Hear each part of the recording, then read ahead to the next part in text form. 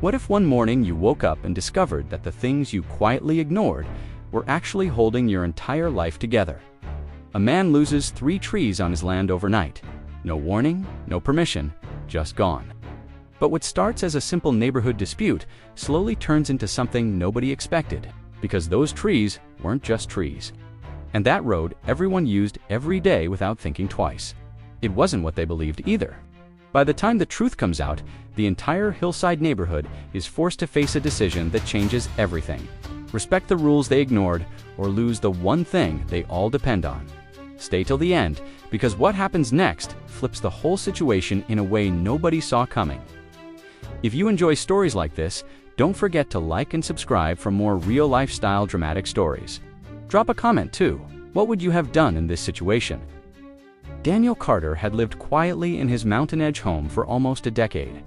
It wasn't a luxury mansion or a modern glass villa.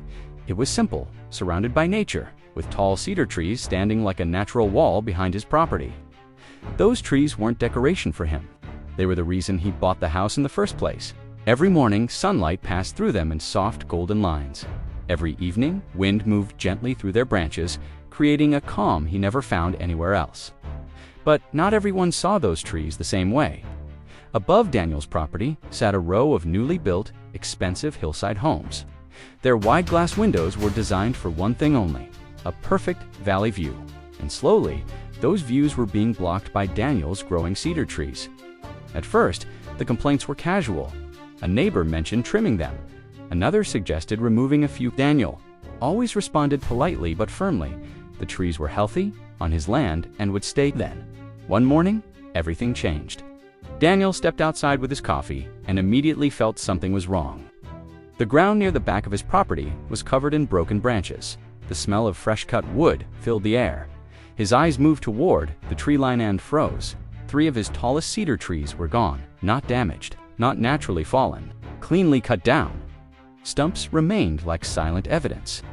Someone had done this deliberately, quickly, and without permission. And what shocked him most wasn't just the loss, it was the silence afterward.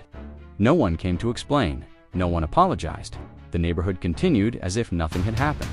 Cars still moved down the same gravel road behind his property every day, heading toward the main street below. Life looked normal, but Daniel now saw it differently. Something didn't add up. Curious, he pulled out his property documents. That's when he noticed something most people had never questioned. The gravel road everyone used, the one connecting the hillside homes to the city, ran directly through his land. Legally, it wasn't community property.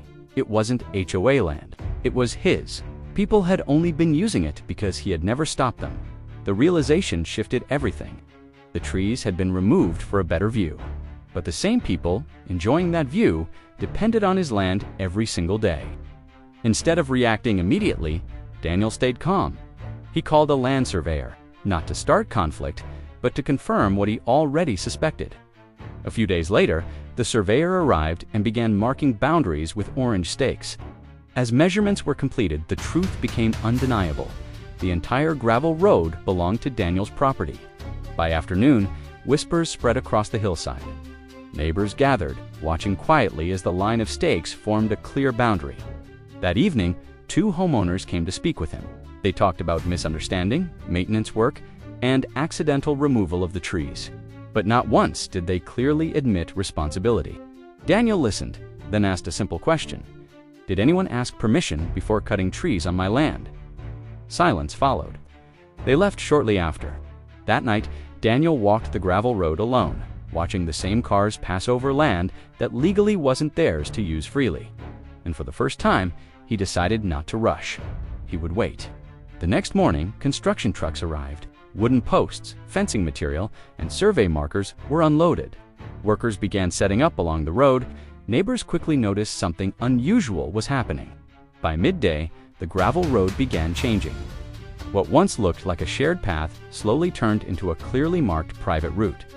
Then came the steel gate. It was installed at the bottom of the hill, solid, heavy, final. By evening, Daniel closed it. The reaction was immediate. The next morning, cars lined up, confusion spread. People stepped out of vehicles, trying to understand why their usual route was blocked. Daniel stood near the gate calmly. When asked what was happening, he simply said, "This is private property." The realization hit hard. Without this road, residents would have to take a long detour around the mountain, adding significant time to their daily travel. For the first time, inconvenience had a direction, and it pointed back to them. A meeting was called 2 days later by the HOA, the community hall filled with uneasy conversations. Residents discussed access, fairness, and community rights. Daniel arrived quietly. He didn't interrupt. He simply waited until his turn came. Then he placed photographs on the table. Images of the cut cedar trees, fresh stumps, evidence of what had been done. The room fell silent.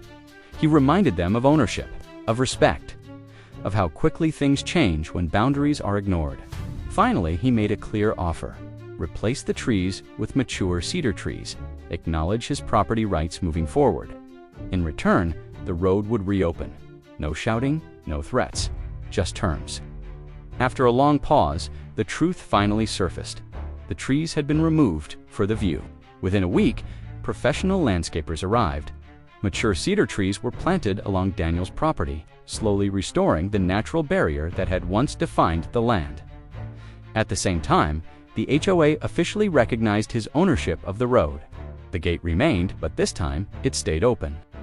Life on the hillside returned to normal, but something had changed permanently. Neighbors no longer treated the land as invisible. Every pass through the road carried awareness now. A quiet understanding that what they once took for granted had an owner. And Daniel, he didn't seek revenge. He didn't need to. Because sometimes the strongest response isn't anger, it's clarity. And in the end, that clarity was enough to change an entire neighborhood.